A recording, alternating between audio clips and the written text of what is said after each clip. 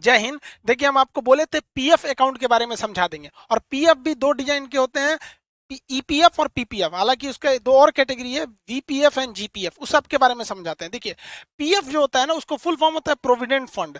Provident fund मतलब होता है भविष्य निधि, मतलब आगे जाकर होने वाला खर्चा, भविष्य निधि। अब आप जैसे समझिए, भारत में हर इंसान छोटे या बड़े काम में लगा हुआ है, उसको पैसे मिल रहे हैं, उसकी जिंदगी चल रही है।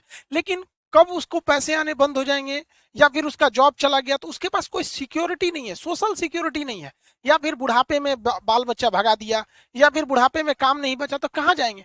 तो बुढ़ापा के लिए बड़ा सरदर्द हो जाता है। या कोरोना के काल में आप देखिए, जिनकी नौकरी चली गई, बिजनेस खत्म हो गया, उनके पास कुछ नहीं था, बहुत से लोग मतलब भूखे मर रहे थे लोग वहां पे, समाज ने कुछ दे दिया तो चलो, नहीं तो बहुत दिक्कत हो जाता। तो ऐसे कंडीशन में इन बेरोजगारों के लिए क्या था? तो उसी के लिए बनाया गया था पीएफ अकाउंट। ये एक तरह का गुल्लक होता है, जैसे हम लोग पैसा डाल देते हैं ना गुल्लक में, बचपन में आप लोग भी डाले होंगे, अगर हिंदी मीडियम वाले होंगे तब। सीबीएसई वालों का क्या ही पूछना, वो लोग गुल्लक भी रखता है लोग, तो जितना गुल्लक में पैसा नहीं रहता है ना सीबीएसई वालों का, उससे महंगा उन का गुल्लक रहता है। अलगे दुनिया का ऐसा। हम लोग का तो ये बचपन में हम लोग 1 रुपया खरीद के लाते थे, और घटता था ना तो उसमें से तनी तनी निकाल लेते थे, पूरा नहीं, फोड़ देंगे तो खत्म हो जाएगा। तो ऐसे ही एक गुल्लक सरकार ने बनाया है, जिस गुल्लक को कहते हैं प्रोविडेंट फंड। अब बार बार प्रोविडेंट फंड या भविष्य निधि तो कहेंगे नहीं, इसलिए इसे क्या कहते हैं, पीएफ कहते हैं, प्रोविडेंट फंड शॉर्टकट में। अब हम इस प्रोविडेंट फंड के बारे में डिटेल से समझते हैं, है क्या ये। प्रोविडेंट फंड एक तरह का खाता है जो आपके अकाउंट में ऑटोमेटिक काट के उस गुल्लक में रख दिया जाता है। पीएफ क्या है, एक अकाउंट है, जैसे आपका saving account, current account, recurring account, इस सब होता है ना, उसी तरह पीएफ अकाउंट होता है। ये एक ऑटोमेटिकली काट दिया जाता है ताकि आपके सोशल सिक्योरिटी हो सके, बुढ़ापा में किया जा सके। ये लॉन्ग टाइम के लिए होता है, ये नहीं कि आज रखे 2 साल बाद निकाल दे। ये बुढ़ापा वगैरह के लिए होता है, 10 साल, 20 साल, 40 साल, इस तरह बुढ़ापा के लिए लॉन्ग टाइम, और एकदम सिक्योर मनी होता है। ये ना लूट सकता है ना कुछ, इसकी गारंटी सरकार लेती है, रिस्क फ्री होता है। जैसे शेयर मार्केट कैसे रिस्क वाला होता है, राजा बना देगा नहीं तो भिखारी बना देगा, उस तरह से होता है ये प्रोविडेंट फंड यानी पीएफ अकाउंट। अब ये पीएफ अकाउंट दो टाइप का होता है। एक मतलब जो नौकरी करने वाले लोग हैं उनके लिए एम्प्लॉयड प्रोविडेंट फंड ईपीएफ, ई से एम्प्लॉयड, अब प्रोविडेंट फंड ईपीएफ हो गया। और एक जो नौकरी नहीं कर रहे हैं, कहीं थोड़ा मोड़ा बिजनेस है, दुकान है वगैरह है, तो इन लोग के लिए, पब्लिक के लिए, आम पब्लिक के लिए भी एक प्रोविडेंट फंड है, पीपीएफ। तो आप देखिए, बार बार इतना मत समझिए, दोनों को पीएफ ही कहते हैं। पीएफ मतलब भविष्य निधि, बुढ़ापा या आने वाले वक्त में काम आता है। बस ये नौकरी करने वालों के लिए ईपीएफ होता है, और जो नौकरी वगैरह नहीं कर रहे हैं, छोटे मोटे दुकान है, बिजनेस व्यापार कर रहे हैं, उनके लिए पीपीएफ होता है। दोनों एक प्रकार है किसका, पीएफ अकाउंट का, इसलिए अमूमन दोनों को लोग पीएफ ही कहते हैं। हालांकि हम दोनों में अंतर बताएंगे कभी, लेकिन बीच बीच में हम पीएफ बोलेंगे तो आप समझिएगा। चलिए हम दोनों में अंतर समझ जाते हैं। ये है आपका ईपीएफ। ईपीएफ मतलब नौकरी करने वालों को, तो ईपीएफ में तो नौकरी वाले आ जाएंगे लोग, और पीपीएफ पब्लिक प्रोविडेंट फंड सामान्य पब्लिक आ जाएंगे लोग। समझिए अब दोनों में क्या अंतर है। ये कंपलसरी लगाना होता है, ये कंपलसरी उस व्यक्ति को जमा करना ही पड़ता है।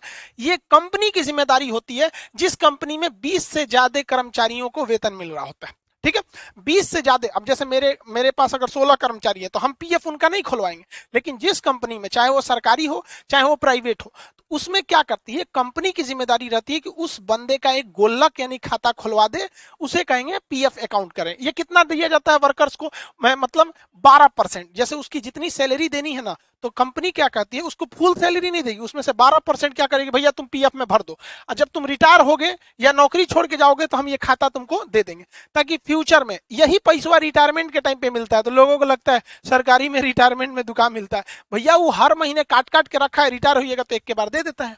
समझ में आ गया? ये नौकरी करने वालों को। ऐसा नहीं कि केवल सरकारी, जैसे आप जियो में काम करिएगा, टाटा में काम कीजिएगा, उसमें 20 से ज्यादा कर्मचारी होते हैं, तो उसमें आपका भी पीएफ अकाउंट खुलेगा। और आप इंप्लॉय हैं तो आपके पीएफ अकाउंट के पहले क्या लगा दिया जाएगा, जैसे आप पीएफ तो प्रोविडेंट फंड हो गया, इंप्लॉय है तो ईपीएफ हो जाएगा। लेकिन अगर वही आप आम पब्लिक है, सब्जी है, चाय की दुकान है, तो आप एक आम पब्लिक है, तो आपके प्रोविडेंट फंड यानी पीएफ अकाउंट के आगे पब्लिक लगा दीजिएगा, पब्लिक प्रोविडेंट फंड होगा। ये क्या है, ये ऑप्शनल है, कोई भी खुलवा सकता है। इसके लिए बस उसको चाहिए, इंडिविजुअल व्यक्ति कोई खुलवा सकता है जिसके पास इनकम है। बस शर्त यह है कि वो भारत में रह रहा होना चाहिए। अगर भारत के ही अमेरिका में रह रहे हैं, काम करने आ रहे हैं, या जो सऊदी में काम करते हैं, वो लोग नहीं खुलवा सकते इसमें। यहाँ समझ में क्या?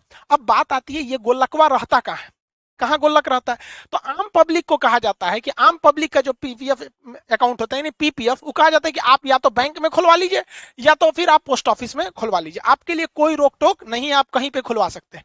लेकिन जो कर्मचारी होते हैं, इंप्लॉय होते हैं, उनके लिए एक अलग बैंक है, वो उसको दुनिया के किसी आदमी से मतलब नहीं है, उसका काम है गुल्लक रखना, उसका नाम है ईपीएफओ। ई से हो गया तो ईपीएफ तो है, ओ लगा दीजिए, EP employed provident fund organisation. EPFO एक ऑर्गेनाइजेशन है जिसका काम है जो सरकारी या प्राइवेट कंपनी में जो जो काम करता है उसका पैसा अपने पास रखता है और कहता है हम रिटायरमेंट के टाइम देंगे। हम क्या देंगे रिटायरमेंट के टाइम, और जितना दिए है ना उसमें से और बढ़ा के देंगे। समझ में आ गया कि नहीं आ गया? तो बस अंतर यही होता है कि जो इंप्लॉय लोगों का अकाउंट खुलता है वो ईपीएफओ के अंडर में खुलता है, और जो पब्लिक आम पब्लिक के लिए पीपीएफ खुलता है वो बैंक और पोस्ट ऑफिस में खुलता है। अब इसके लिए जिम्मेदार है श्रम मंत्रालय, उसके लिए श्रम मंत्रालय जिम्मेदार है, और इसके लिए बैंकिंग सिस्टम जिम्मेदार है यानी आरबीआई है। ये 12% आपकी सैलरी से काट लिया जाता है। इसमें आपको तो सैलरी मिल ही नहीं रही है तो 12% काटेगा क्या? अब आपका मन, आप हर महीने या हर साल आप 500 रुपया जमा कर दीजिए, या 500 से 1.5 लाख रुपया जमा कर सकते हैं। अब कोई सब्जी वाला है, अब वो सोचता है कि हम 1 रुपया कर मान के चलिए 2-2 रुपया के हिसाब से सोच रहा है, साल भर में उसका भी लगभग 700 रुपया हो जाएगा। उस हिसाब से वो साल भर में 500 से लेके 1.5 लाख रुपया तक जमा कर सकता है। बशर्ते अंतर क्या है, इसे पोस्ट ऑफिस या बैंक में जाके जमा करना पड़ेगा। और इंप्लॉय प्रोविडेंट फंड में क्या होता है, उसकी सैलरी से कंपनी खुद ही काट लेती है और कहती है कि देख तुम्हारा 1 लाख मान के चलो, तुम्हारा 50,000 सैलरी है, तो 12% हम तुम्हारे में से डाल दिए किसमें, तुम्हारे ईपीएफओ के अकाउंट में। ईपीएफओ के अकाउंट में। समझ में आ गया कि नहीं आ गया? किसी को दिक्कत? इसमें जो ब्याज मिलता है वो 8 से 9% ब्याज मिलता है, यानी जितना पैसा जमा किए जब आपको सरकार लौटाएगी, ईपीएफओ लौटाएगी तो 8 से 9% ब्याज देगी। जबकि इसमें जो आम पब्लिक के लिए है, तो आम पब्लिक के लिए देख रहे हैं फिक्स भी नहीं है, कोई 500 दे रहा है, कोई 1.5 लाख दे रहा है, तो इसमें थोड़ा ब्याज कम मिलता है, उससे 1% कम। इसमें 7 से 8% ब्याज मिलता है, जबकि इसमें 8 से 9% ब्याज मिलता है। यानी ब्याज के हिसाब से देखिएगा तो इन दोनों के हिसाब से ये थोड़ा सा अच्छा ब्याज दे देता है, 1% ज्यादा दे देता है। और इन ब्याज की जो तुलना होती है प्रत्येक तिमाही होती है, हर 3 महीना पे ब्याज दर बढ़ाया घटाया जा सकता है। सरकार अगर ब्याज बढ़ा देती है तो आपको फायदा है, सरकार घटा देती है तो आपको घाटा हो जाता है। अगर सरकार कह दे कि हम 10% ब्याज देंगे तो आप ही के पैसों पे ज्यादा ब्याज मिल जाता है।